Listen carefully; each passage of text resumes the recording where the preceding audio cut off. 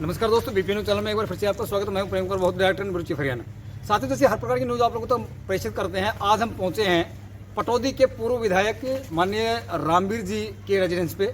और माननीय रामवीर जी जब पिछली बार विधायक पटौदी से रहे तो इंडियन नेशनल लोकदल से इनेलो की पार्टी से चौटाला साहब ने इनको नॉमिनेट किया और एक एजुकेशन बोर्ड में चेयरमैन के पद पर भी सुशोभित रहे।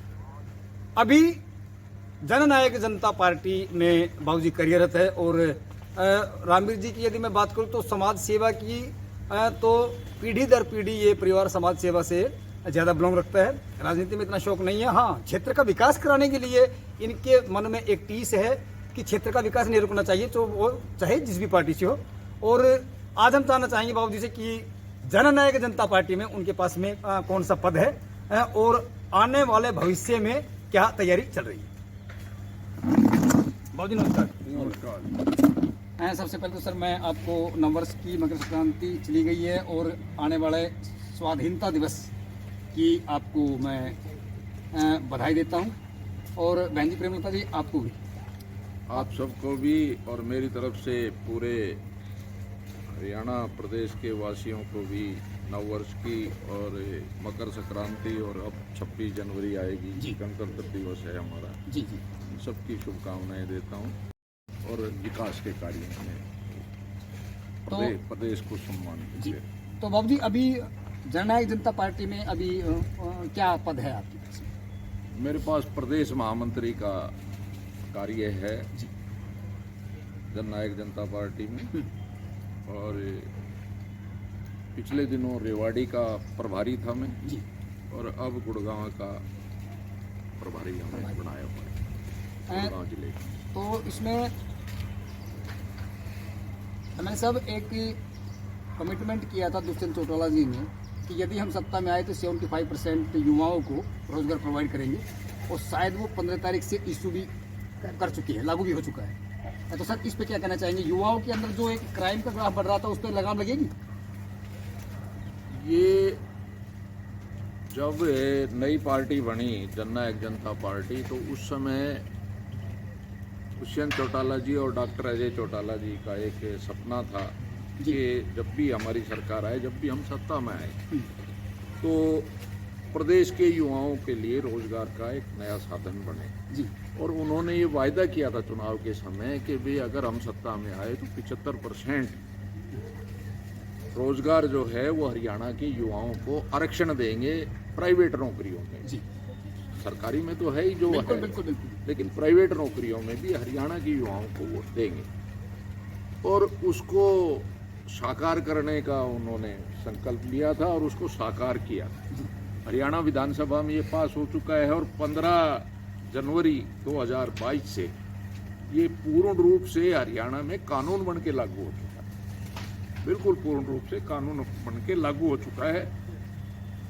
और जो दूसरा प्रश्न है आपका कि इससे युवाओं में अब वो जो बंसीलाल जी के राज में हुआ जी कि वो शराबबंदी की गई और क्राइम की तरफ चले गए नौजवान।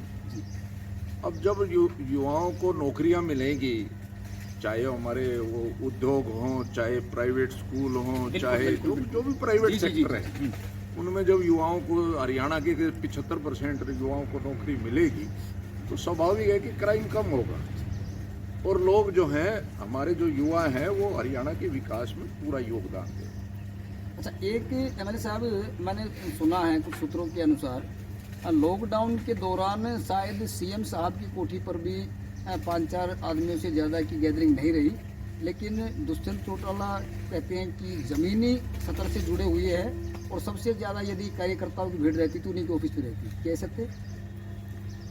ये सत्य है। और कोई भी आदमी हरियाणा का, मैं दावे के साथ कहता हूँ, कोई भी आदमी हरियाणा का चंडीगढ़ जाके देख ले। चंडीगढ़ में 2 तो मुख्यमंत्री रहते हैं हरियाणा और पंजाब जी, और लगभग 35 के करीब, 30-35 के करीब मंत्री भी रहते हैं। बिल्कुल, क्योंकि वो पंजाब के भी रहते हैं और हरियाणा के भी रहते हैं। सबसे ज़्यादा अगर भीड़ किसी एक व्यक्ति के, एक मंत्री के उस पे रहती है, कोठी पे और दफ्तर पे, तो वो दुष्यंत चौटाला, और वो सबसे मिलते हैं, सबकी समस्याओं का समाधान करने का प्रयास करते हैं। ये तो नहीं होता कि भाई सबके सारे ही काम हो बिल्कुल जाए। बिल्कुल कभी भी नहीं है ये। लेकिन वो सबसे मिलके उनकी समस्याओं का समाधान खोजने का प्रयास करते हैं और समाधान कराने की कोशिश करते हैं। और यही बात नहीं है, वहाँ चाय पानी का सब चीज की व्यवस्था होती है, प्रबंध होता है, चाहे दफ्तर में आप जाओ और चाहे उनके रेजिडेंस पे आप जाओ। तो ये, और लगभग ऐसा नहीं है कि भाई 10-20 आदमी चले गए, 100 200 आदमी, 300 आदमी हो जाते हैं, और उनको पुलिस को संभालने में भी तो कई बार दिक्कत आती है। तो देखिए, ये एक जीता जागता उदाहरण है। और हमारे बड़े बुजुर्ग भी एक चीज कहते आए, संत महात्माओं ने भी एक चीज कही है, हर पुरुष के कामयाब होने के पीछे एक स्त्री का हाथ होता है। मेरे साथ में बैठी हुई है श्री रामवीर जी की धर्मपत्नी बहन प्रेमलता जी। और प्रेमलता जी से मैं जानना चाहूँ, प्रेमलता जी सबसे पहले आप पार्टी में आए या बाबूजी को लेके आए? मैं आई थी। आप कौन सी पद पे थे? मैं हाँ। जिलाध्यक्ष। तो ये प्रेमलता जी जिला अध्यक्ष बनी महिला सेल की इंडियन नेशनल लोकदल में। और हमने सुना है कि आपने चौटाला साहब की रैली के दौरान यहाँ से 15 गाड़ियाँ भरने का काम किया। हाँ, किया। 15 बसें भरी। हाँ। ये सबके जुम्मे 10 लगी, मेरे 12 लगी। ये देखिए, ये कि बहुत बड़े रिकॉर्ड की बात है। तो बहन जी खूब मेहनत करी है। तो इसमें टिकट दिलाने में तो फिर आपका ही हाथ रहा है फिर बाबू जी? तो वो तो भगवान जाने, वो तो ऊपर वाले जाने। अच्छा, अब की बार बहन जी दुष्यंत चौटाला जी, डॉक्टर अजय जी साहब का मोटिवेशन देख के या इनकी वर्किंग स्टेटस देख करके यदि आने वाले टाइम में इनको नॉमिनेट करेंगे तो क्या खुशी होगी आपको? साथ हूँ। अजी हमें खुशी होगी। देखिए, ये हमारे गेस्ट भी बैठे हुए हैं। मैं सरपंच जगमाल पंत नूरगढ़ से। हाँ जी। तो देखिए, ये सरपंच और मेंबर साहब जी भी हमारे साथ में प्रेजेंट है। हाँ जी। और एक हमारी बुजुर्ग माता जी भी यहाँ पे प्रेजेंट है। देखिए, 80-85 साल की लगभग इनकी उम्र है। और परिवार के अंदर बैठ कर के एक जो मोटिवेशन मिलता है, जो एनर्जी मिलती है, उसकी एक खुशी ही अलग होती है। तो सर, आपका बहुत बहुत धन्यवाद। हमारी शुभकामनाएं आपके साथ में है। और एक बार फिर से मैं आपको आगामी 26 जनवरी संविधान दिवस की बधाई देना चाहूँगा। और मैं ईश्वर से कामना करता हूँ आप अपने लक्ष्य में कामयाब। धन्यवाद। आज तक के लिए केवल इतना ही। कल फिर हाजिर होंगे नए चेहरे के साथ, नई डिबेट के साथ। तब तक देखते रहिए बीपी न्यूज, बढ़ते कदम, सच्चाई की कलम, क्योंकि देश का सच दिखाते हैं हम।